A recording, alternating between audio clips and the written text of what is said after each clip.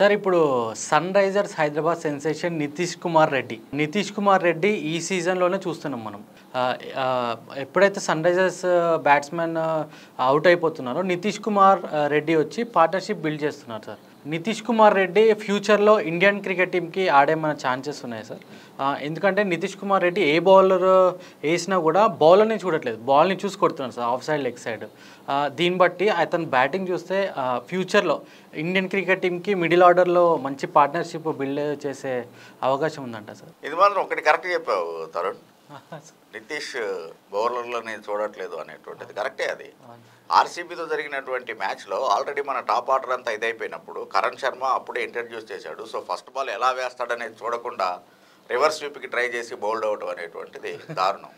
So కాబట్టి బౌలర్ని చూడట్లేదు అని నువ్వు ఒక యాంగిల్లో చెప్పావు, నేను ఒక యాంగిల్లో చూశాను. రాజస్థాన్ మ్యాచ్లో అశ్విన్ అదే అనేటువంటిది. సో కాబట్టి నితీష్ కుమార్ మంచి వెరీ హైలీ టాలెంటెడ్ ప్లేయరు, మన తెలుగువాడు కాదన్ను. ఈవెన్ ప్యాట్ కమిన్స్ కూడా చాలా గొప్పగా చెప్పాడు నితీష్ కుమార్ గురించి. నితీష్ కనుక టీంలో ఉండేట్లయితే కాస్త రిలాక్స్డ్గా ఉంటాం మేము, డ్రెస్సింగ్ రూమ్ అట్మాస్ఫియర్ అంతా కూడా చాలా రిలాక్సింగ్ మూడ్లో ఉంటుంది అనేటువంటిది. That's true, highly talented. అలాగనే హార్దిక్ పాండ్యా ఫెయిల్ అవుతున్నాడు రాను చూస్తే కనుక. అతని యొక్క గ్రాఫ్ పడిపోతుంది. ఏదో నిన్న మళ్ళా ఎస్ఆర్హెచ్ మీద 3 వికెట్స్ తీశాడు as a bowler, that's a different issue. But అదే మళ్ళీ ధోనీకి 4 బాల్స్లోనే 20 రన్స్ సమర్పించుకున్నాడు.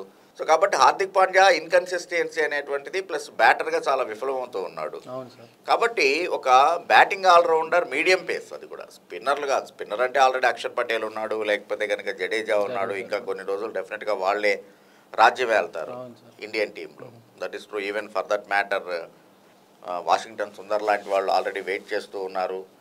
సో అది కాదు, వచ్చినటువంటి ఆపర్చునిటీ తెలుసు నీకు, హార్దిక్ పాండ్యా ప్లేస్ వేకెంట్ అయ్యేటువంటి అవకాశం ఉంది నియర్ ఫ్యూచర్ అనేటువంటి తెలిసినప్పుడు ప్రూవ్ చేసుకోవాలి వచ్చిన అవకాశాన్ని. బట్ ఫర్ దట్ 60 రన్స్ ఇంకెక్కడా కూడా నితీష్ షార్ట్ సెలక్షన్స్లో కరెక్ట్గా ఉండి ఆడినటువంటి ఇది లేదు. ఒక రాంగ్ షాట్కి వెళ్ళటం అవుట్ అనేటువంటి, అది కూడా టీమ్ సిచ్యువేషన్ చాలా దయనీయమైనటువంటి పరిస్థితుల్లో ఉన్నప్పుడు. ఓకే, సేఫ్ పొజిషన్లోకి వెళ్ళిపోయాం, ఇంకా 10 balls 3 runs కావాలి, సో కాబట్టి మిగిలిన వాళ్ళు వచ్చి కొట్టేస్తారులే, లేదా 10 balls 10 runs కావాలి మిగిలిన వాళ్ళు కొడతారులే అనేటువంటిది కాదు కదా. ఇంకా నీకు లాస్ట్ 2 overs 12 balls 25 runs కొట్టాలి, 30 runs కొట్టాలి అనే సిచ్యువేషన్లో సీనియర్ ప్లేయర్గా నువ్వు రెస్పాన్సిబిలిటీ తీసుకోవాలి, షార్ట్ సెలక్షన్ కరెక్ట్గా ఉండాలి.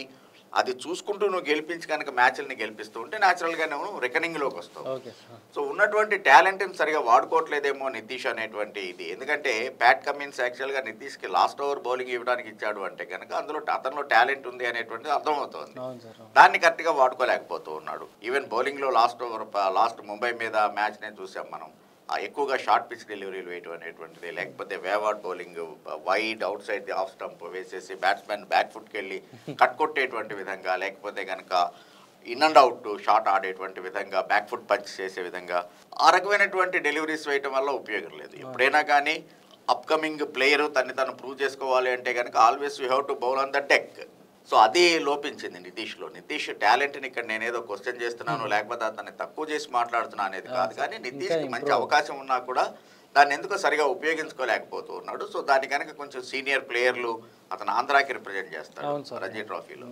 సో కాబట్టి ఆంధ్ర సీనియర్ క్రికెటర్లు ఉన్నారు, వాళ్ళు అతన్ని కొంచెం మోటివేట్ చేయాల్సినటువంటి అవసరం ఉంది. ఈవెన్ ఇప్పుడు ఐపీఎల్లో ఉన్నాడు ఎస్ఆర్హెచ్కి. సో ఎస్ఆర్హెచ్ లక్కీ విక్టోరియా లాంటి ఒక మంచి ఎక్స్పీరియన్స్డ్ ప్లేయర్ చీఫ్ కోచ్గా ఉన్నాడు, head coach. Even for that matter Muralidharan ఉండనే ఉన్నాడు. సో అందుకని ఇలాంటి సీనియర్లు ఉన్నటువంటిప్పుడు వాళ్ళ నుంచి కొన్ని ఇన్పుట్స్ కనుక తీసుకొని ఇంప్రూవ్ చేసుకున్నట్లయితే నితీష్ డెఫినెట్గానే ఇండియన్ టీంకి ఆడేటువంటి అవకాశం ఉంది, బ్రైట్ ఫ్యూచర్ ఉంది. కాకపోతే అదే నేను చెప్పేటువంటిది, బౌలింగ్లో తన లైన్ అండ్ లెంత్ని కరెక్ట్గా చూసుకోవాల్సిన అవసరం ఉంది. అలాగనే బ్యాటింగ్లో మరింత రెస్పాన్సిబిలిటీ తీసుకుని ఆడాల్సినటువంటి అవసరం ఉంది. అప్పుడే వచ్చినటువంటి ఆ వ్యాక్యూమ్ ఏదైతే ఉందో, అంటే హార్దిక్ పాండ్యా తర్వాత ఎవరు అని ఆలోచించి, ఎందుకంటే హార్దిక్ పాండ్యా సెలక్షన్ మీద ఇప్పటికే చాలా క్వశ్చన్స్ రైజ్ అయినాయి, చాలా ట్రోల్ అవుతూ ఉన్నాయి. అంటే హార్దిక్ పాండ్యా సెలక్షన్ని అందరూ ఇంకా ఇండియా మొత్తం ఏకగ్రీవంగా యాక్సెప్ట్ చేయలేకపోయింది అనేటువంటిది. ఫర్ దట్ మ్యాటర్ ఇండియా అభిమానులు అనేటువంటిది కాదు అనేటువంటిది, ఈవెన్ సీనియర్ క్రికెటర్స్ కూడా హార్దిక్ పాండ్యాని ఎలా తీసుకున్నారు మీరు అనేటువంటి క్వశ్చన్లు రైజ్ చేసినటువంటి తరుణంలో ఒక వ్యాక్యూమ్ క్రియేట్ అవుతున్నటువంటి టైంలో నితీష్ మరింత జాగ్రత్తగా కనుక ఆట మీద కాన్సన్ట్రేట్ చేసి తన యొక్క కెరియర్ని తను బిల్డ్ చేసుకున్నట్లయితే Nitish is definitely new find and a very young sensation. Okay sir, thank you sir, thank you.